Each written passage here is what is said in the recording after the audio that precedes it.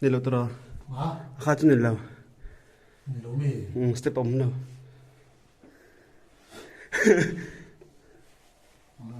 cái còn thêm này phía trước phải thì cái đó sẽ hát đầu mấy thì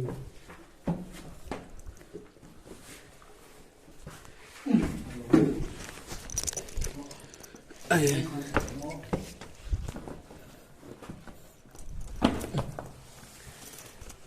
cậu nó bôi ơi cái thần nó cậu hiện nay cậu cũng không đâu chứ cái này khai lên cái gì à xem cái lỗ sọc cái đồ bò hay là hơi lấy độ hơiเลยmình làm xin nó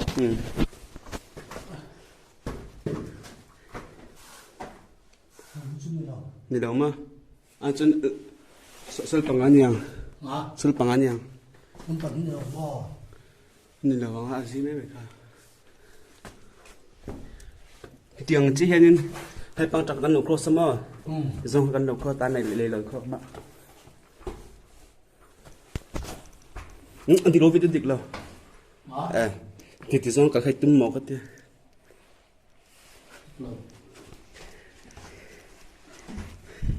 ê tôi thấy con phải giống mẹ cái này con đánh xuống nó bắt gọn hết rồi bu cái tầm lên tụ cơ ôi các bạn ơi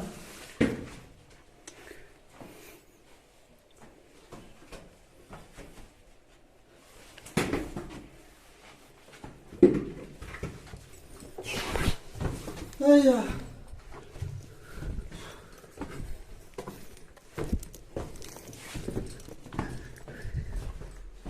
hay cần luôn khăn gì tao pangin yang rồi pangin gì cái này không bằng nó không bằng suy nghĩ chuyện nó hard tao không nghĩ thế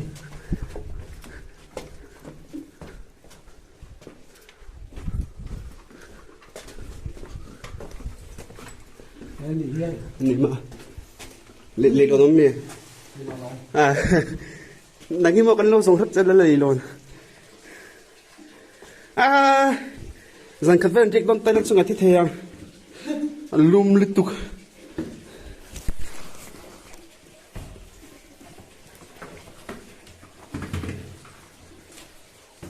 như cái một con thải mà ta hát sầu tuồng mình đang gần gần lạc ha nó chụp thật to ây da sụp thật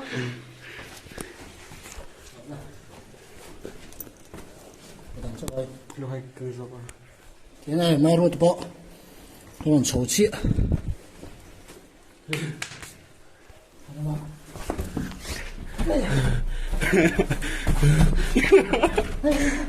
in tàu suối ngọc nút tàu làm gì rồi đúng mà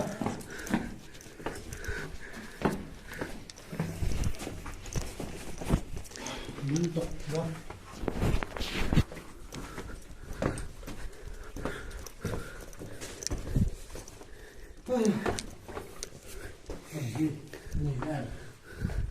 hey chú cái con cái anh khăn nhá cái tiệt bằng cái là chú bằng hồ con con cái thiệt chuyển nó ra nó bùi ra không mà nhìn làm gì đi lâu mới anh gì à hey bằng cái anh xin tao rồi đâu không làm khăn lâu gì hey bằng chú có vắt sầu nó khăn gì lâu cái mà hả hey bằng cái mà có vắt sầu nó khăn gì hey bằng cái jangan luôn nó khăn cái gì là đi nữa à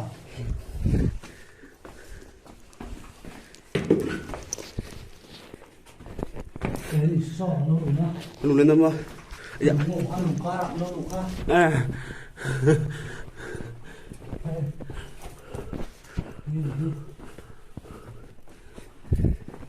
ấy da lũ lấy bụi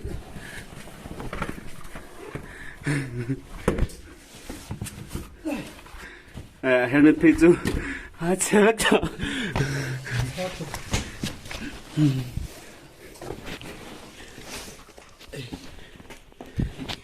Thế, cái tập vào phải thế thôi. Anh mà.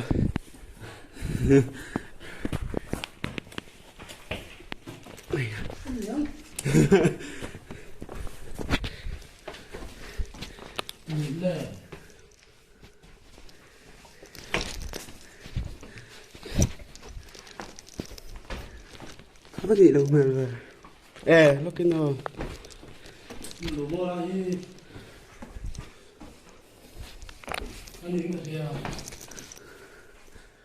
Hey, cái mà cái bên này là xin số kia. Hey, bằng cái chụp khá. Chắc cả công tổ lâu á, thì cầm phê lại. Bằng cái hiên.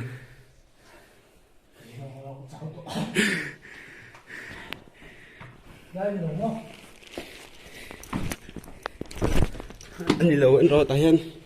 Tại cái chụp khá. Hey, cả công diếm đậu nữa khá. Hey, cả công diếm đậu khá nha. Hey, bằng trong anh, cái bằng cầm phê cả xìa.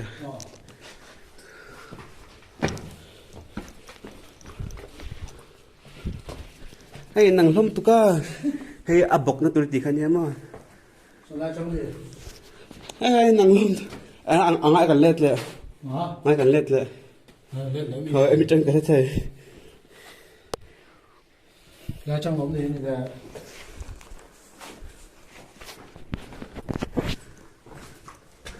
hey rồi. Mà ra trong lục không? Thế mà.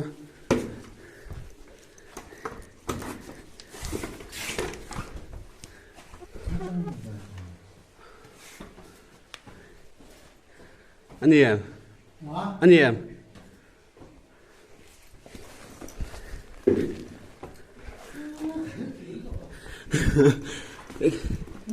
Đi đâu không?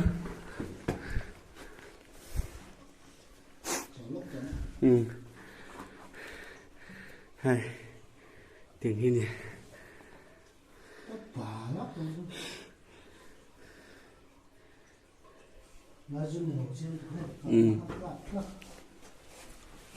Anh tiêu mà anh lần thầy lâu mấy thầy.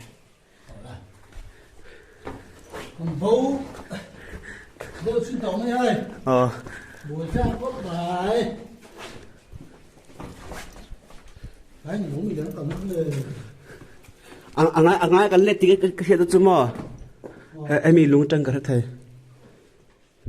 Những sự xuân hi anh luyện đồ đó là hiền. Nè.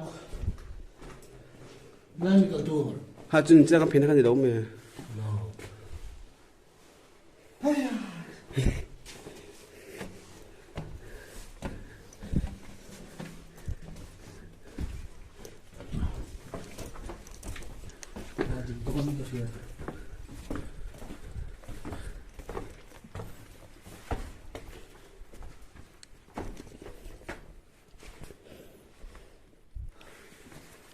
Ra trong hiên đi. Còn đâu con ở trong gì là Tôi con cả giống cái gì đâu mà, con cả giống chết rồi. Mà.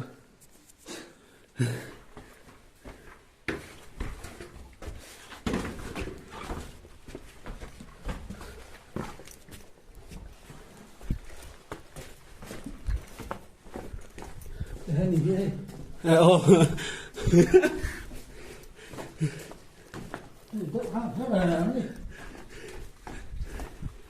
Anh nàng lom tụ cái gì? Phụ hệ.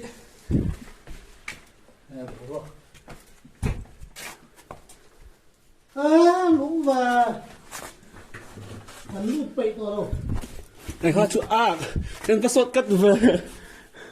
Cái sốt cắt điếu từng cái xíu. Cái chuột mal tụ cái.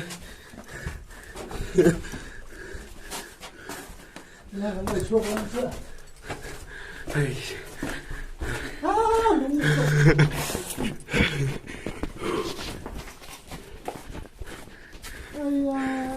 Cái chuột thì ta.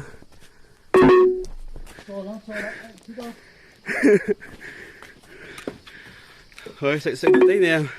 Ôi, không phụ hi. Thu cái con lút giống nó với lút là láng con nuôi. Con lấp bầu lại hay là chắc cái hiên cả xe. Lên kia rồi nè. Ai phi thằng ai. Cho slide này chặt thằng ai. Tụi này tú mà lục con lẩuแล้วmà ruột này chiếc con lẩu có là. Thì cái nào lẩu thì lằng lằng, buộc đầm tới bọc nó lút đó thì thiên giao đông con đồng xoay. Lẩu lên đấy. Chân tao rồi. Bây giáo trở ra thắc cho. Điên em lao đâu to luôn. Mà Em lao đâu to điên chưa về. giáo đúng không? So, chú khóc bởi tôi nói hiện lên. Kren Puri ăn mẹ ai, Kren Puri mới tao xin thì lẽ sáng đi về là thu cái nha. Hey, pu cái bé có sắp bốc xịa. Bây giờ còn lút xe vẫn bằng đó luôn đi. Hey, lại thì cô ra. Chú khóc phải sao sao nhỉ? Hey, chú còn lút đó bỏ ai à? Làm đi. Làm gì à? Chú còn ra, đọc chuyện.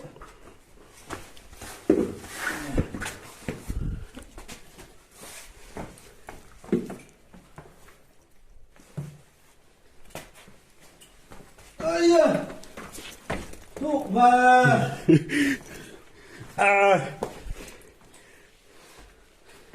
Cô cái dao đi à. Pôn ra dìm mẹ tè reng nè. Anh dễ tụi bệnh xuống một con ta đi. Ây da, mình có lên đấy nó co. Nó chán. Viêm mê. Thuốc lít tụi ăn bỏ vào cái mà xem. Top bị to lâu. Tọt thì đó là cho slide chặt tọt vào cái luôn đi. Không ăn cả lòng. Tôi em được xin ăn rồi. Cả nguồn nước nữa chút có khổ. Hết bằng hết. Thôi à. Hết bằng bây giờ để nó bằng to nó bằng chưa. Lung tật cái này.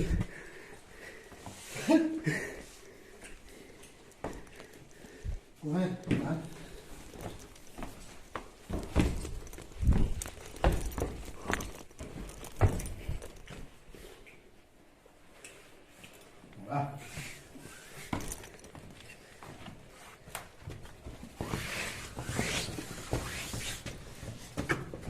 Với này còn lút măng vắt đó lửa.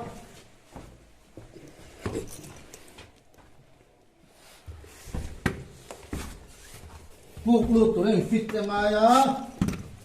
Cho các anh phải chơi đồ để cao tủ tập bò. Nói chút tụi. Có vẻ nó có.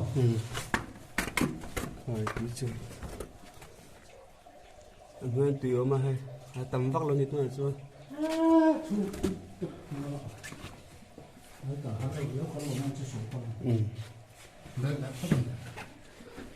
Cái phất to ra. Thế em cục đó, nó không biết là xuân. Chuyển xuống nha.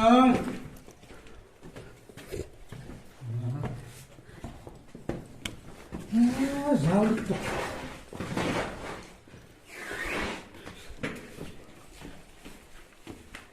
Cái này nó còn nụt nâng gốc đôi màu.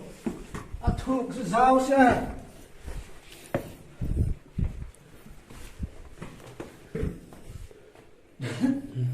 Thuộc về góc đó này. Ây da. Đây. Càng thân nhà. Nhìn góc đây.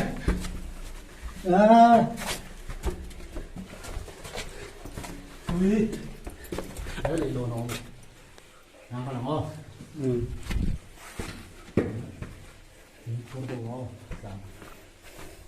Tim khủng đâu ngay khổ rộng đâu à. Còn cái gì.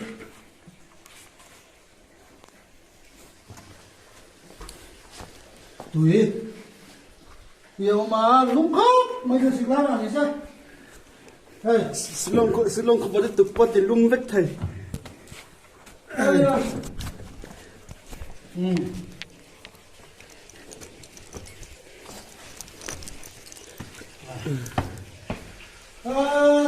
ơi.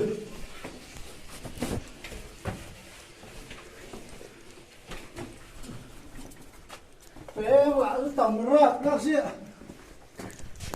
Đang lúc giá làm. Giao cốc mày. Con chào đấy à? In big la. In dòng một hơi thôi. In tiếng anh lệ reng reng nè. Ông xa tóc thì Ông xa tóc mà. Suốt tóc.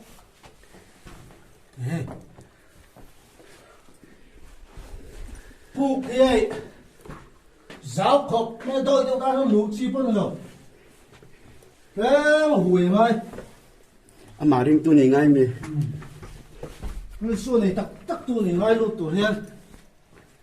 Thu rạp làm xe. Hay chúng cần khăn những cái gì? Hả? Chính cái phèn khăn những cái gì? Là hết. Thế mà ăn cái ngon. Ây da, chúng con xuống nó bỏng hết rồi rồi. Cầm bầu miệng hay.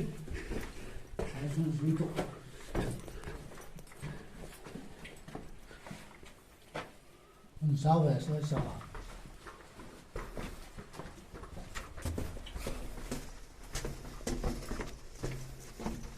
Sao tao có gì?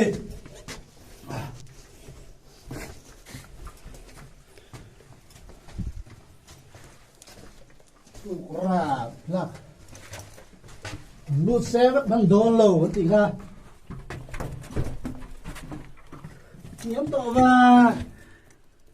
Cả lớp bệ. Nhiễm tổ xí đâu sao? Tôi sẽ nói xin nè.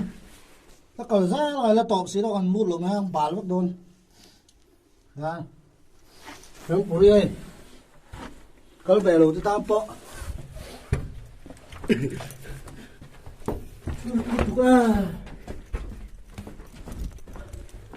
Lúng ra lắc xem không? Đây nè.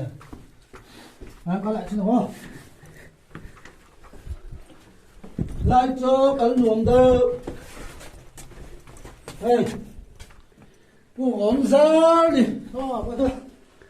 Rồi, cái là lúng liên tục. Krem puri hi. Nó xây to ăn ta rồi. Xin dia thu con em xuống xuống thở nè. Thu em mấy nè. Bữa nay cần lút xem hắn bắt đầu là đi khật. Hiện cần lút thầy rồi. Các chân chú rau bốc xì à.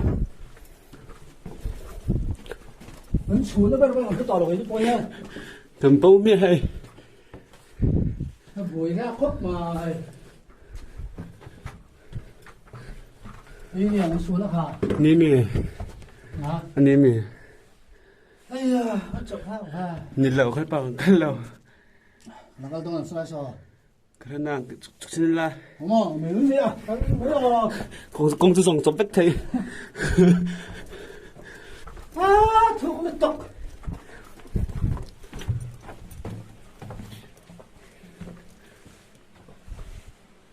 Cho tùy riêng.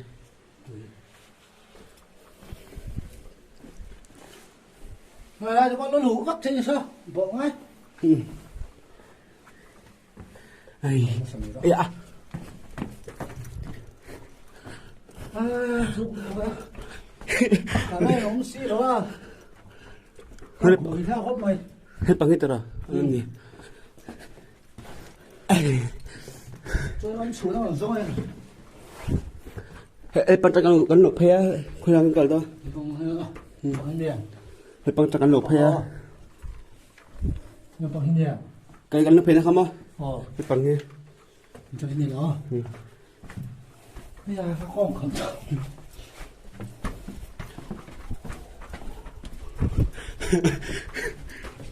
Lột phe nó không về. Đây nè. Lúng lên tục á. Anh ăn rôm xì. Hay là lâu xuống để ha. Thấy rồi.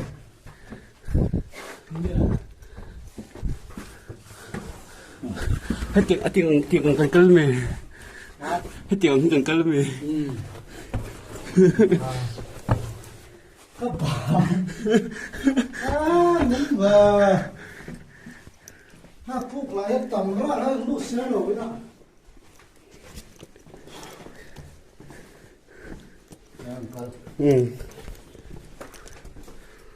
mà ruột này cái này hiền cái là phần suốt nó là đúng đấy các bạn